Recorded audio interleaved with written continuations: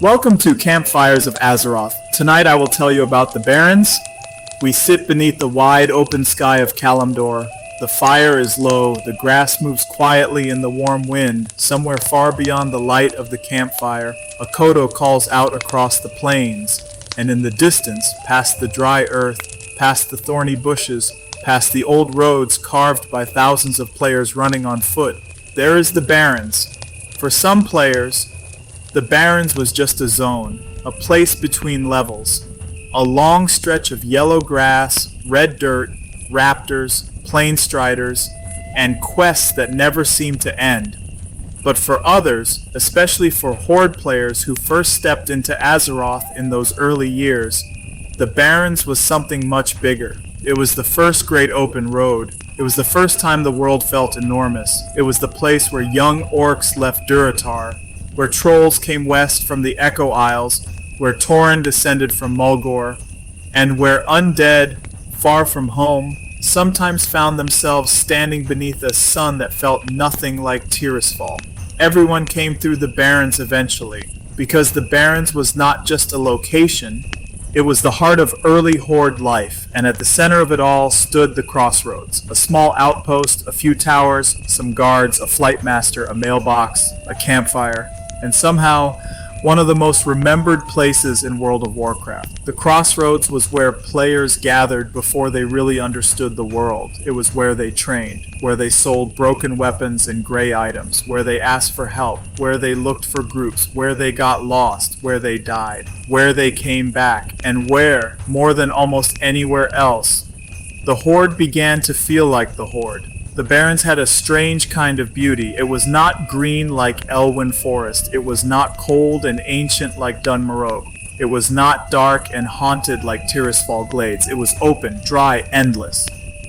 The kind of land where you could see danger coming from far away, but still somehow not avoid it. A raptor would charge from the grass. A prowler would stalk too close. A Jevra would run just far enough away to make you chase it. A planestrider would seem harmless, until three more joined the fight, and somewhere in Zone Chat, someone was asking the question that would become legend: where is Mankrik's wife? That question echoed through the Barrens for years. It became a joke, then a meme, then a memory. But before it was funny, it was just a quest, a grieving orc standing by the road, a husband searching for his lost wife, a player sent into the dry wilds with almost no direction, no glowing map marker, no obvious trail, no easy answer. Just the Barrens, the road, the grass, and the hope that maybe, somewhere out there, you would find her.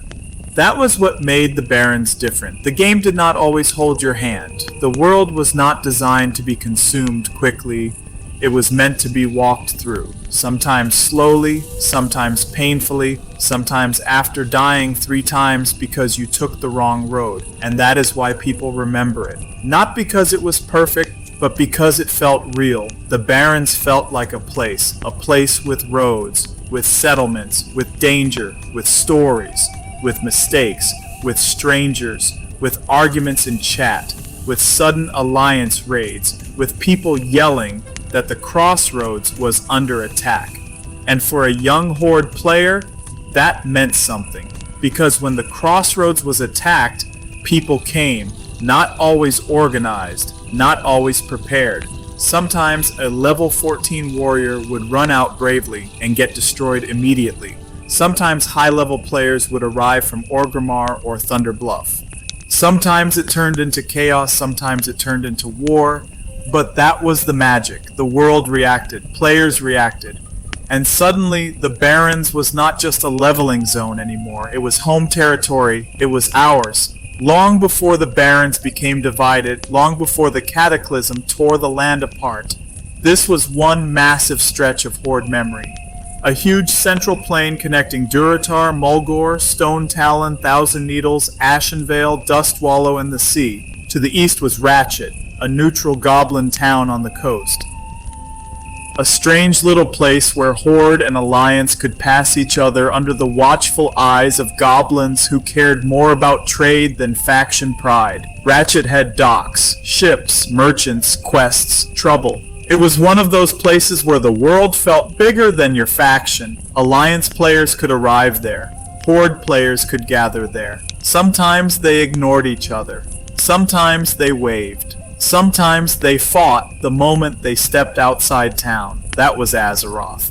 Civilization beside chaos, neutral guards beside open war, a boat ride away from another continent, and just west of the Crossroads, beneath the dry land, was one of the first great dungeon memories for many Horde players, the Wailing Caverns.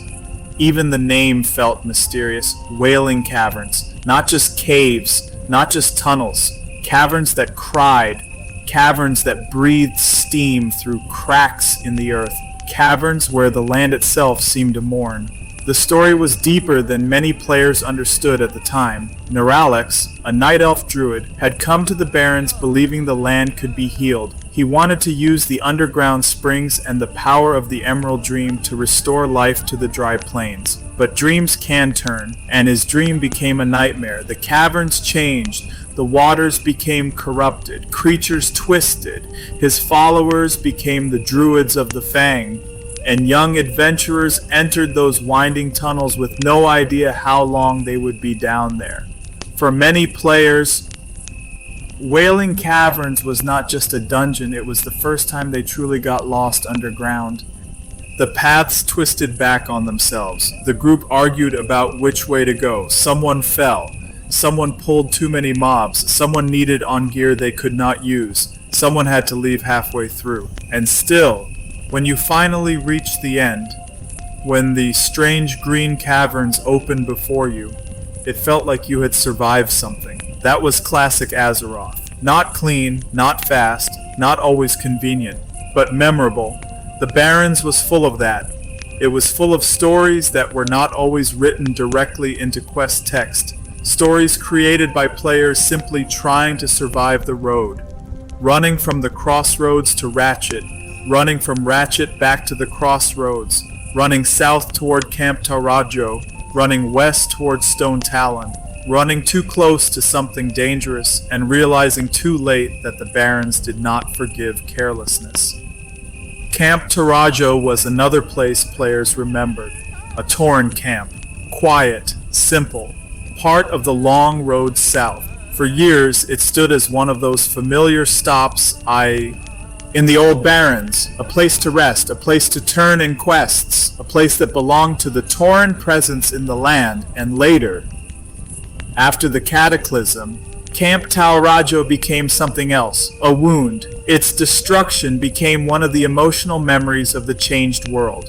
For Horde players who had passed through it in the old days, seeing it broken was not just lore, it felt personal, because old zones carry memories. A player might not remember every quest, they might not remember every NPC name, but they remember where they stood. They remember the road, they remember the camp, they remember the feeling of safety when they reached it. And when that place is gone, it feels like part of the old world went with it. That is what the Cataclysm did to the Barrens. It did not simply change terrain, it split memory. The old Barrens became northern Barrens and southern Barrens. The land cracked, the road changed, the feeling changed. For newer players, that was just the map. But for those who knew the old Barrens, the divide meant something. It was proof that Azeroth had moved forward, but also proof that something had been lost. Before all of that, before the split, before the destruction, before the world was reshaped, the Barrens belonged to the long journey of the Horde. And to understand that, you have to go back. Back before the Crossroads was full of players. Back before Mankrik's question-filled chat. Back before adventurers ran toward Wailing Caverns. Back to Kalimdor itself. Ancient Kalimdor was old beyond memory. A land of spirits, wild gods, tribes, ancient forests, open plains, and powers far older than the Horde or Alliance. The Barrens was not always just a dry leveling zone. It was part of a larger living world. A harsh land, yes, but not an empty one. The Tauren knew this land. They had walked beneath its sky long before the young Horde came west. They followed the Earth Mother. They respected the hunt. They moved with the seasons. They knew the weight of the plains. But the Tauren also suffered. For generations they were harried by centaur tribes. Driven, attacked, forced to keep moving. The Centaur were brutal enemies, fast, violent, relentless. And the Tauren, despite their strength, were pushed hard across the land. Then came Thrall. The orcs had crossed the sea to Kalimdor after leaving the eastern kingdoms behind. They were searching not only for survival, but for a future. Thrall was trying to build something different. Not the old horde of demonic corruption, not the broken legacy of warlocks and bloodlust. A new horde. One built on survival, honor, freedom, an alliance between peoples who had been cast aside, hunted, or forced to endure. When Thrall met Cairn Bloodhoof, the old Tauren chieftain, something important happened. It was not just a political alliance, it was the beginning of a bond. The orcs helped the Tauren against the Centaur, Cairn helped Thrall, and the Tauren became part of the Horde. From that friendship came one of the foundations of Horde identity. Orc and Tauren, strength and wisdom, survival and tradition. The founding of Durotar gave the orcs a homeland on Kalimdor. Harsh, red, dry, named for Durotan, Thrall's father.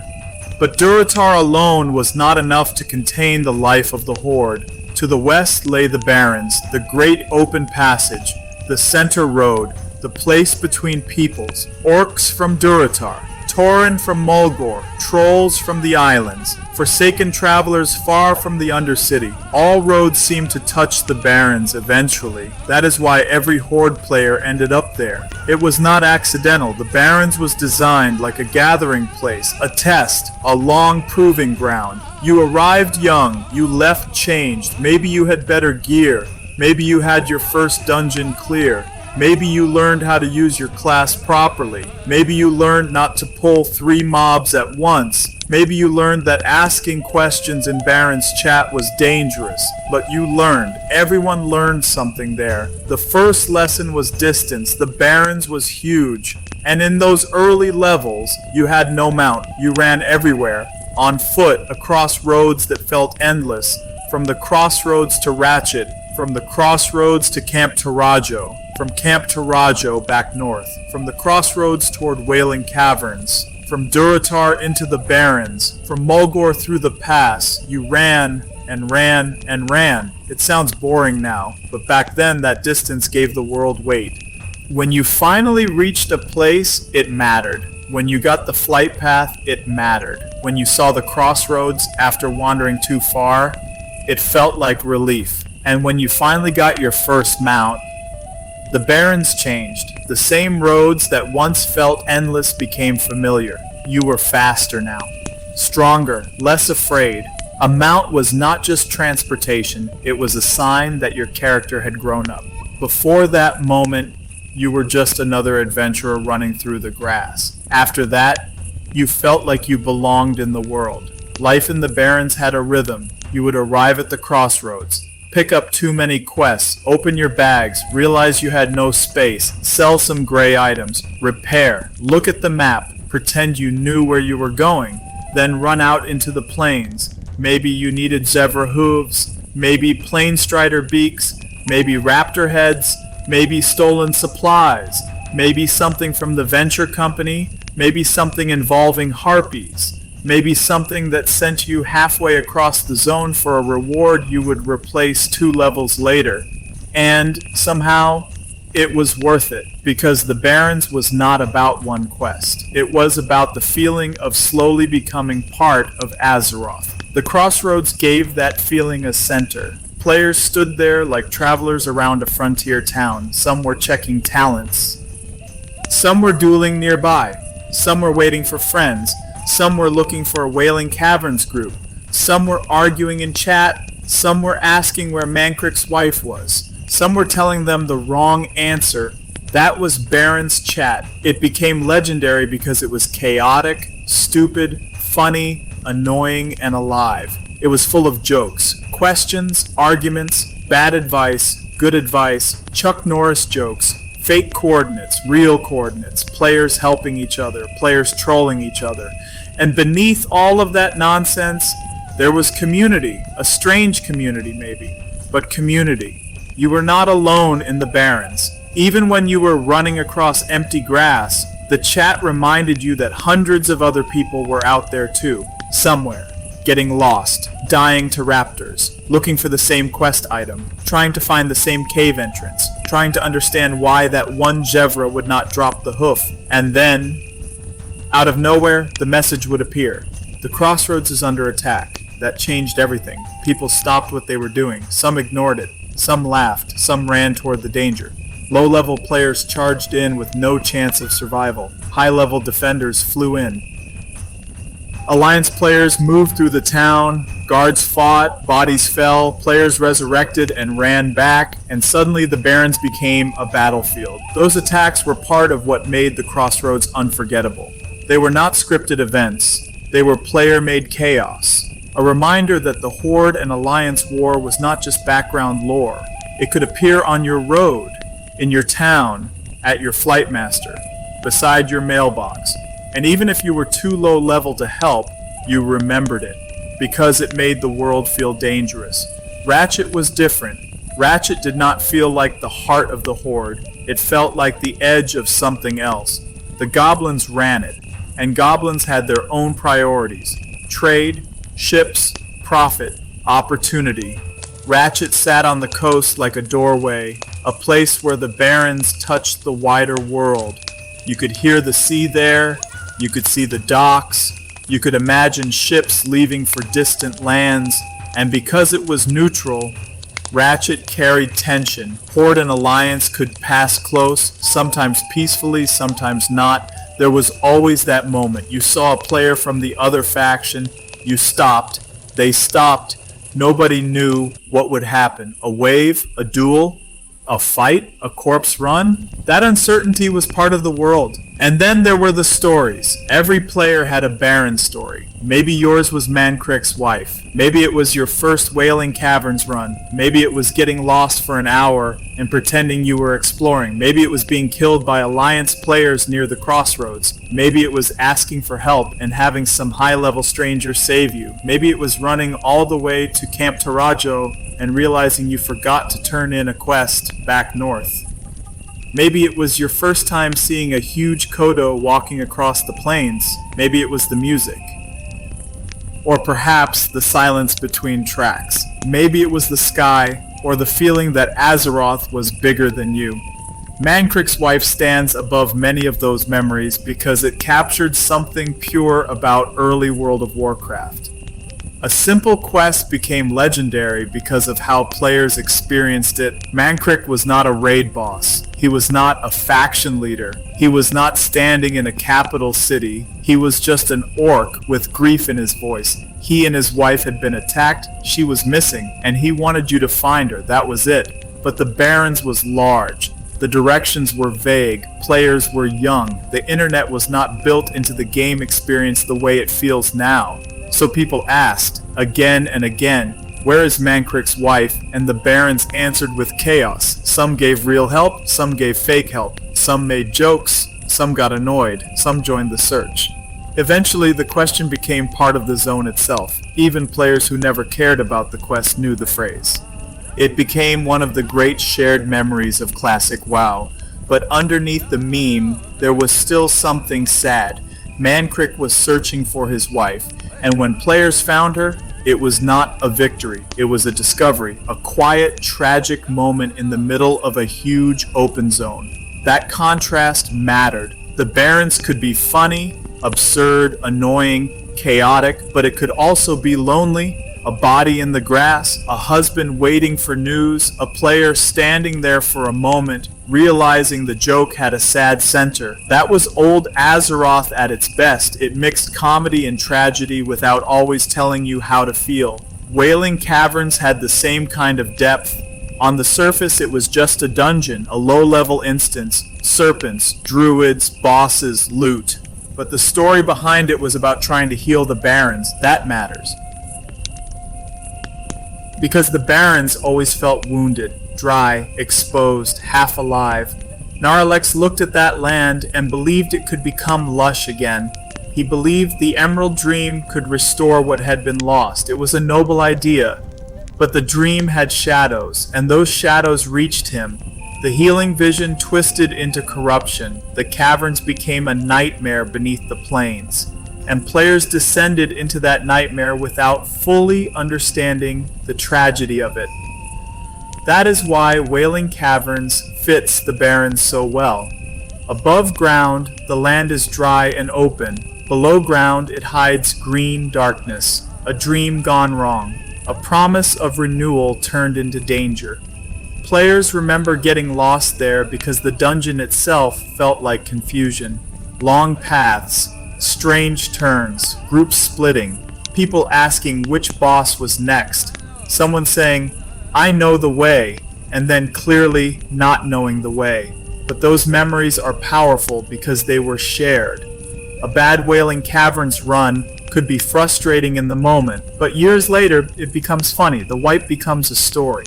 The lost group becomes nostalgia. The ninja loot becomes part of the old chaos. And when people talk about classic WoW, they do not only talk about perfect runs, they talk about the messy ones, the ones that took too long, the ones where nobody knew what they were doing, the ones where the world felt new. That is the Barrens. The Barrens was a teacher. It taught patience, it taught direction, it taught danger, it taught that other players could be helpful, annoying, hilarious, or completely insane. It taught that a zone could become famous not only because of lore, but because of the people inside it. And then came change. Azeroth did not stay frozen. The cataclysm came. Deathwing returned. The world broke. And the Barrens was split. The Great Divide tore through the land. Northern Barrens and Southern Barrens became separate places. The old long road was no longer the same. Camp Taurajo was destroyed. New conflicts shaped the region. The map changed. The story changed. For some players, change was exciting. For others, it felt like losing a childhood place. That is the strange thing about online worlds. They are not real in the normal sense. You cannot touch the dust of the Barrens. You cannot sit beneath the Crossroads tower. You cannot hear a real Kodo call across the plains. And yet, people remember those places like they were real. Because time spent in a world still becomes memory. The friends were real, the frustration was real, the laughter was real, the late nights were real, the feeling of discovery was real. The Barrens became part of people's lives because they lived small pieces of their lives there. A player might remember being younger, coming home from school, logging in after work, playing too late, eating dinner at the computer, waiting for friends, listening to the zone music, running through the yellow grass, seeing the Crossroads lights in the distance. That is why the Barrens still matters 20 years later. Not because it was the most beautiful zone, not because it had the best quests, not because every part of it was well designed, but because it captured a moment in gaming history when the world felt huge, and players were still learning how to live inside it. The Barrens was inconvenient, and that inconvenience created memory. The long runs made the world feel large. The vague quests made players talk. The dangerous roads made safety feel meaningful. The lack of easy answers made discovery feel earned. The shared confusion created community, and the campfires, the roads, the towers, the dry grass all became part of the identity of the Horde. When you think of the early Horde, you might think of Orgrimmar. You might think of Thunder Bluff. You might think of the Undercity. But somewhere between those great cities, there is still the Barrens, the place where the Horde stretched its legs, the place where strangers became groups, the place where low-level players first felt part of something larger, the place where the Crossroads stood beneath the sun, the place where Mankrik waited, the place where Naralex dreamed, the place where Ratchet watched the sea, the place where Camp Taurajo once stood, the place where chat never stayed quiet. And tonight, beside this fire, with the crickets in the grass and the music low beneath the wind, we remember it, not as a perfect place, but as an unforgettable one. The Barrens was not gentle, it was not polished, it was not always beautiful, but it had soul, and sometimes that is what players remember most. So let the fire burn a little longer, let the road stretch out beyond the light, let the Kodos move in the distance, let the old chat scroll somewhere in memory, and let the Crossroads stand again, just for tonight, beneath the endless sky of Kalimdor. because every Horde player who passed through the Barrens left something behind there. A corpse run, a joke, a quest, a dungeon group, a first mount, a first raid defense, a memory. And maybe that is why, after all these years, when someone says the Barrens, we do not just remember a zone, we remember a time, we remember being new, we remember the road. And somewhere out there, in the dry grass beyond the firelight, someone is still asking, where is Mankrik's wife?